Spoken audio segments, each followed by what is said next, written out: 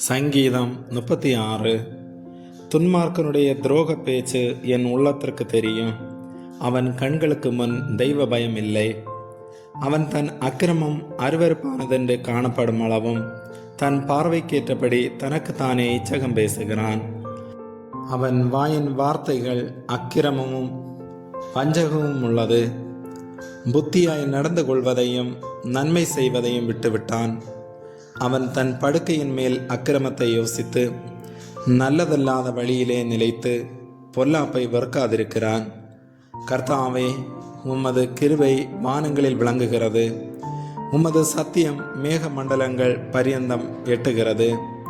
உமது நீதி மகத்தான பர்வதங்கள் போலவும் உமது நியாயங்கள் மகா ஆழமாகவும் இருக்கிறது.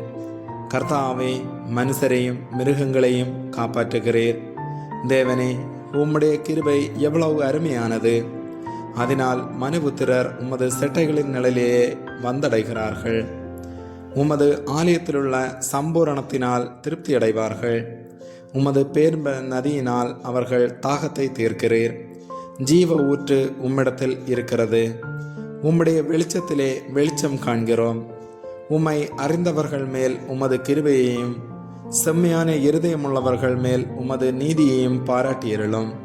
பெருமைக்காரரின் கால் என் மேல் வராமலும் துன்மார்க்கருடைய கை என்னை பற்கடியாமலும் இருப்பதாக. அதோ, அக்கிரமக்காரர் விழுந்தார்கள், எழுந்திருக்க மாட்டாமல் தள்ளுண்டு போனார்கள். ஆமேன்.